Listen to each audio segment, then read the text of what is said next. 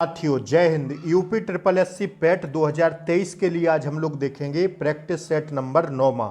इससे पहले हमने 8 प्रैक्टिस सेट आपको करा दिए हैं। लिंक अगर आप लोगों को नहीं मिली है इन 8 प्रैक्टिस सेट की तो इसी क्लास के नीचे जब आप लोग डिस्क्रिप्शन बॉक्स में जाएंगे तो 8 क्लासों की लिंक पिन मिल जाएगी। ठीक है, ध्यान रखिएगा साथियों। 90+ का टारगेट हम लोगों का चल रहा है, तो आइए जुड़िएगा आप लोग और क्लास को शेयर करिए फटाफट। आइए साथियों स्टार्ट करते हैं आज के प्रश्नों को। हम लोग पहला प्रश्न ये रहा आपकी स्क्रीन पर। आज हमारा टारगेट रहेगा 30 में 30 का। ध्यान रखिएगा, आपको बाद में जब क्लास खत्म हो जाए तो आपको अपना टारगेट बताकर लिखना है कि 30 में से आज आपका टारगेट कितना रहा। ठीक है, तो आइए स्टार्ट करते हैं। पहला प्रश्न ये रहा आपकी स्क्रीन पर।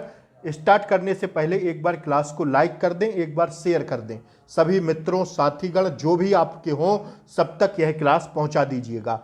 अति महत्वपूर्ण प्रैक्टिस सेट है आज का, ध्यान रखिएगा। पहला प्रश्न ये रहा, प्रसिद्ध दास राज्य मतलब 10 राजाओं का युद्ध जिसे हम लोग दास राज्य कहते हैं, उसका उल्लेख कहां पर मिलता है? अथर्ववेद में, ऋजुवेद में, या ऋग्वेद में, या सामवेद में? तो ध्यान रखिएगा 10 राजाओं के युद्ध का जो उल्लेख मिलता है यह साथियों हमें ऋग्वेद में देखने को मिलता है।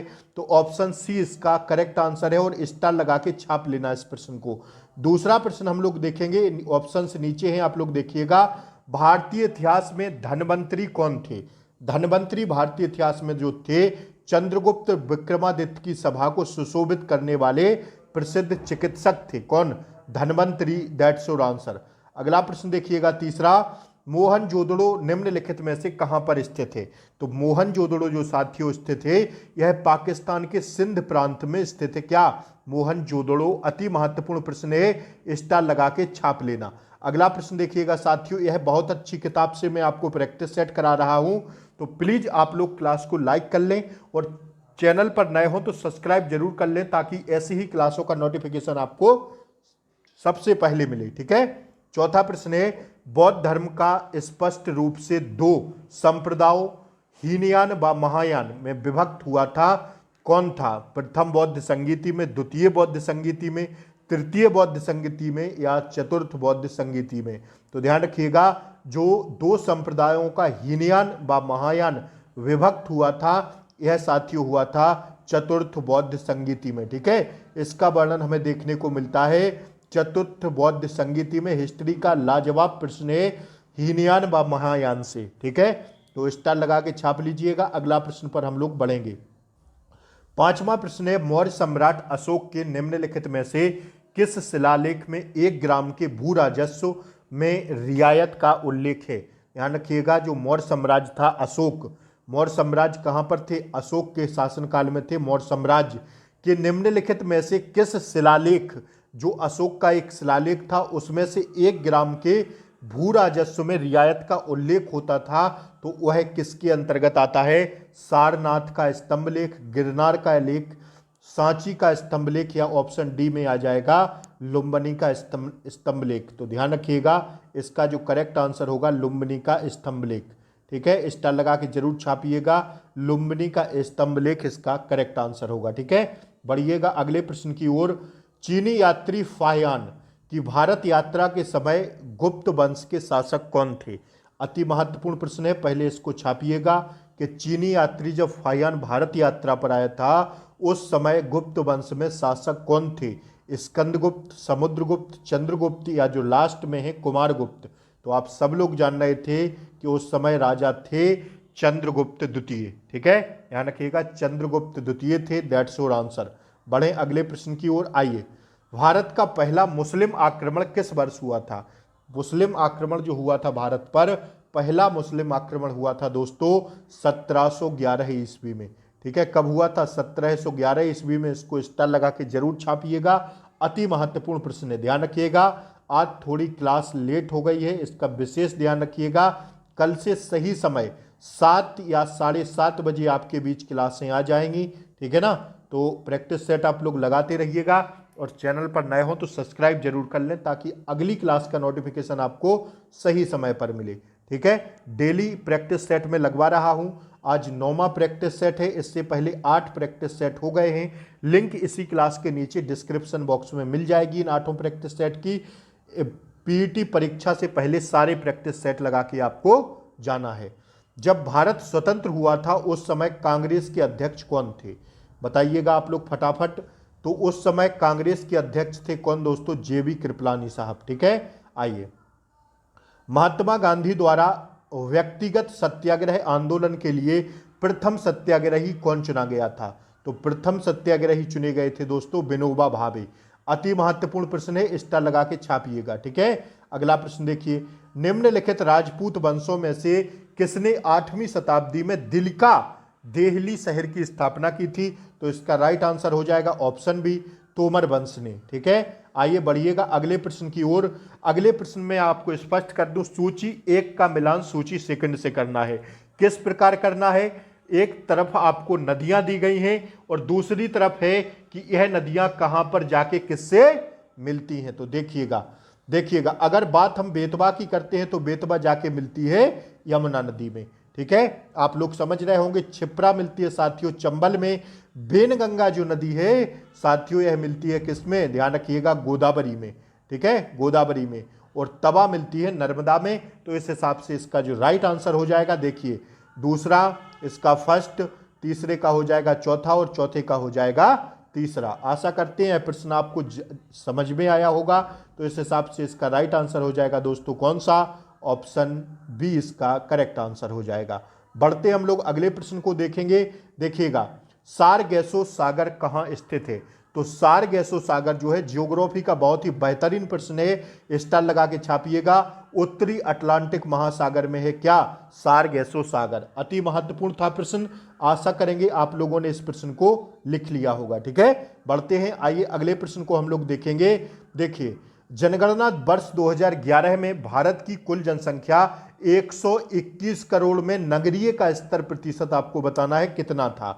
तो 121 करोड़ नगरीय में स्तर बताना है किसका, नगरीकरण का स्तर प्रतिशत में क्या था। तो ध्यान रखिएगा कितना था प्रतिशत, that's your answer, option D इसका सही जवाब हो जाएगा। 31.16% था, दैट्स योर आंसर। आइए, कौन से दो देशों को मैकमोहन रेखा विभक्त करती है, मैकमोहन जो है रेखा कौन से दो देशों को विभक्त करती है, तो हम सब लोग जानते हैं कि भारत और चीन को क्या करती है, मैकमोहन रेखा विभक्त करती है। अब भारत और पाकिस्तान को बताइएगा कौन सी रेखा विभक्त करती है, कमेंट बॉक्स में इसका आंसर दीजिएगा। ठीक है, आइए अगला प्रश्न देखिएगा, प्रसिद्ध रूर कोयला क्षेत्र निम्नलिखित में से किस देश में स्थित है, प्रसिद्ध रूर कोयला क्षेत्र निम्नलिखित में से किस देश में स्थित है, तो भैया यह जर्मनी में स्थित है, दैट्स योर आंसर। अगला प्रश्न देखिएगा, निम्नलिखित भारतीय बैंकों में से कौन सा राष्ट्रीयकृत बैंक नहीं है। 4 ऑप्शंस आपके सामने हैं, आपको बताना है कि कौन से बैंकों में से जो राष्ट्रीयकृत बैंक नहीं है, जो राष्ट्रीय स्तर पर होते हैं उनमें से कौन सा नहीं है। तो दैट्स योर आंसर, इसका राइट आंसर हो जाएगा HDFC बैंक जो है राष्ट्रीयकृत बैंक में से नहीं है। अगर बात SBI बैंक की करते हैं, इलाहाबाद बैंक की कहते हैं, विजया बैंक की कहते हैं, तो यह राष्ट्रीयकृत बैंकों की सूची में आते हैं। HDFC जो साथियों बैंक होता है यह राष्ट्रीयकृत सूची में नहीं आता है। आइए अगला प्रश्न देखिएगा, 12वीं पंचवर्षीय योजना का मुख्य उद्देश्य क्या है। 12वीं पंचवर्षीय योजना का जो मुख्य उद्देश्य था साथियों वह था तीव्रतर धारणीय एवं ज्यादा समावेशी विकास। ठीक है, ऑप्शन ए इसका करेक्ट आंसर है। बढ़े अगले प्रश्न की ओर। आइए 18वां प्रश्न देखिएगा, निम्नलिखित कंपनियों में से किसको महारत्न का दर्जा प्राप्त है, निम्नलिखित कंपनियों में से किस कंपनी को क्या है, किसको महारत्न का दर्जा प्राप्त है। तो इसका सही जवाब हो जाएगा दोस्तों भारत हैवी इलेक्ट्रिकल्स लिमिटेड को क्या है, महारत्न का दर्जा प्राप्त है। Bharat heavy electricals limited company को क्या है, महारत्न कंपनियों में से दर्जा प्राप्त है। आइए अगला प्रश्न देखिएगा, यह भी अति महत्वपूर्ण प्रश्न है, सुमेलित करना है आपको। देखिएगा थोड़ा छोटा करते हैं इस प्रश्न को, देखिए 1 सेकंड रुकिएगा। आइए देखिएगा, सुमेलित कीजिए, इस्पात संयंत्र यह साथियों सहयोगी देश इसका कौन है। अगर बात हम भिलाई इस्पात संयंत्र की करते हैं तो इसका सहयोगी देश है साथियों कौन सा, ध्यान रखिएगा सोवियत संघ। अगर राउरकेला इस्पात संयंत्र की बात करेंगे तो इसका सहयोगी देश है साथियों कौन सा, जर्मनी। ठीक है। अगर बोकारो इस्पात संयंत्र की हम लोग बात करते हैं तो इसका जो है इसका है साथियों सोवियत संघ। और दुर्गापुर इस्पात की बात करते हैं तो ब्रिटेन। आशा करेंगे इस प्रश्न का आप लोगों ने सही जवाब दिया होगा। तो इस हिसाब से इसका राइट आंसर हो जाएगा दोस्तों कौन सा, इसका राइट आंसर हो जाएगा, देख लीजिएगा आप लोग, इसका जो राइट आंसर होगा पहले का हो जाएगा कौन सा, चौथा। तो इसका राइट आंसर हो जाएगा दोस्तों ऑप्शन सी। ठीक है, आइए चाहे तो एक बार स्क्रीनशॉट भी ले सकते हैं आप लोग इस प्रश्न का। अब मैं आगे की ओर बढ़ता हूं। ठीक है, आइए अगला प्रश्न देखिएगा साथियों। ये रहा आपकी स्क्रीन पर अगला प्रश्न। जीएसटी की विभिन्न दरों में के संदर्भ के में अंतिम निर्णय लेने का अधिकार किसे प्राप्त है?